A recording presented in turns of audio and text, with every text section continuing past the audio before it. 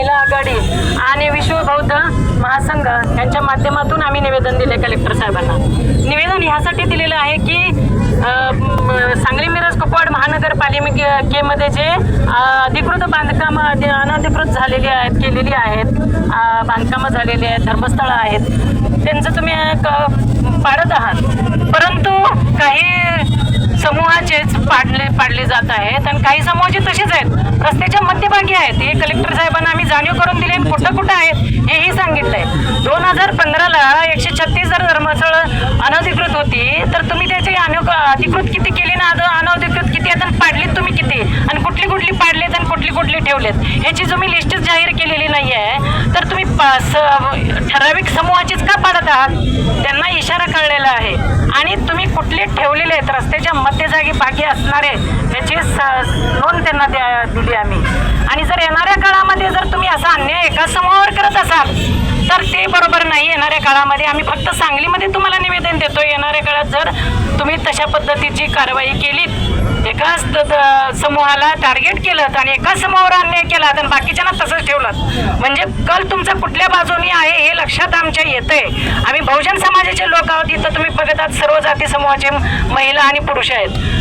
असं जर केलं तर येणाऱ्या काळामध्ये पूर्ण देशभर महाराष्ट्र लेवलला, जिल्हा लेवलला, महाराष्ट्र लेवलला आणि देश लेवलला आम्ही आंदोलन करणार आहोत. तशी आमची संघटना देशव्यापी आहे आणि हे कलेक्टर साहेबांना सांगितलं त्यांनी आमच्या बोलण्यावर आणि याच्यावर विश्वास ठेवलेला आहे. आणि विश्वासाचा म्हणजे खरं सांगतोय, आम्ही लिस्ट दिलेली आहे, त्यांना ते पटलेलं आहे. आणि जर माझ्याकडून तसं काही झालं असेल आमच्या लोकांच्याकडून तर ते मी त्याची दखल घेतो आणि तुमच्यावर अन्याय होणार नाही याची मी काळजी घेतो. एक समिती नेमतो, त्या समितीमध्ये तुम्हाला बोलवतो.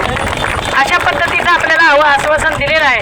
आणि येणाऱ्या काळामध्ये तर जसं आपल्यावर अन्याय झाला तर गप्प बसायचं नाही आहे, सर्व समूहांनी एकत्र येऊन काम करायचं आहे. आम्ही तुमच्यासोबत बरोबरीनं खांद्याला खांदा लावून काम करणाऱ्या महिला आहोत. तेव्हा तुम्ही असं एकाच समूहाने जाऊन न लढता सर्व समावेशक लढूया. आमच्याही काही समस्या आहेत, म्हणजे त्या आपल्याच आहेत. आपण सर्व एक आहोत, बहीण बंधू आहोत. तर सगळ्यांनी मिळून येणाऱ्या काळामध्ये लढायचं आहे.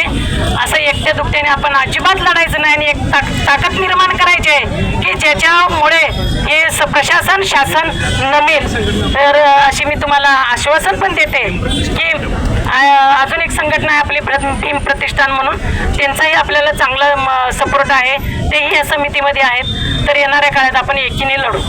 धन्यवाद. स्वाभिमानी संघटना आणि भीम प्रतिष्ठान या दोन्ही संघटनांचा मी तमाम मुस्लिम समाज समितीकडून मी त्यांचा आभार मानतो की तुम्ही या लढाईत तुम्ही सामील झालात आणि आमच्या साथीसाठी तुम्ही आलात. येणाऱ्या काळात बहुजन समाजासाठी मुस्लिम समाज एवढ्या मोठ्या प्रमाणे ठामपणे तुमच्या पाठीशी राहील. ही संविधानाची लढाई आहे आणि मित्रांनो, मुस्लिम समाज हा संविधान सोडून बाबासाहेबांना सोडून आयुष्यातून कुठेही जाणार नाही. बाबासाहेब आंबेडकर हे आमचा जीव आहे आणि संविधान आमचा श्वास आहे. या श्वास आणि संविधानाला सोडून आम्ही कुठेही जाणार नाही. मुस्लिम समाज हा बाबासाहेबांच्या संविधानावरच चालणार आहे आणि मरुजपर्यंत आम्ही संविधान सोडणार नाही आणि संविधानाच्या आड येणाऱ्याला आम्ही पण सोडणार नाही. यापुढं जर अशी एका समाजावर जर कारवाई झाली तर प्रशासनाने लक्षात ठेवावं, त्यांच्या विरोधात फार मोठं आंदोलन या सांगली जिल्ह्यामध्ये उभं राहील. आता तुम्ही केला, परत जर असा हात घातला तर सहन केलं जाणार नाही. आणि यासाठी मुस्लिम समाजाला मी आव्हान करतो, मी पण मुस्लिम आहे, की आपण सगळेजण मिळून बहुजन समाजाला घेऊन हे आंदोलन पुढे नेऊया. धन्यवाद.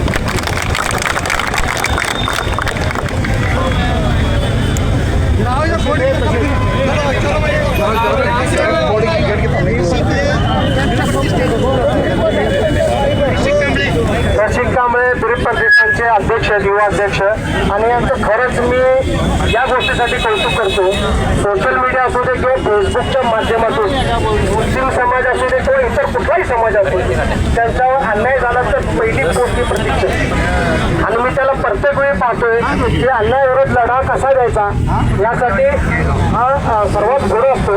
आणि आज मला त्याचा अभिमान आहे की तो या आंदोलनात आमच्या सोबत आला. त्याच्या प्रत्येक आंदोलनाला मुस्लिम समाज एवढ्याच मोठ्या प्रमाणात ठाम त्याच्या पाठीशी राहील. आणि दोन शब्द प्रसिद्ध बोलावं या विनंती करतो. सर्वांना विनय जय भीम.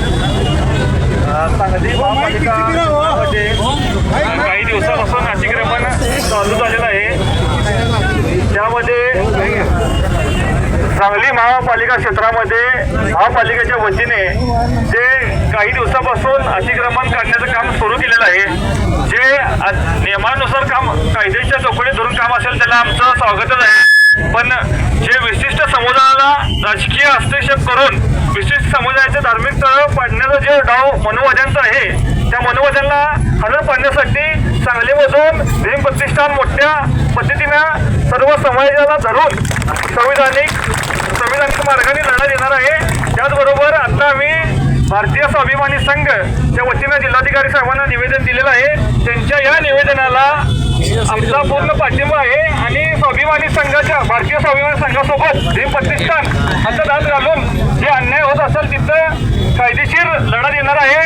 आणि एवढेच बोलून म्हणजे कोणत्याही समाजाने भिवू नये. संविधान आपल्या बाबासाहेबांचं आहे, संविधान आपल्या हातात आहे. त्यामुळं कुणाला न भीता आपण ही लढायची आहे आणि सक्रियपणे महाराष्ट्र असेल सांगलीमधून त्याला तीव्रपणे आपण निषेध करण्यासाठी आपण इथे जमलेलो आहोत आणि तुमच्याबरोबर मी कायम सोबत आहे. एवढंच बोलतो. जय भीम, जय संविधान.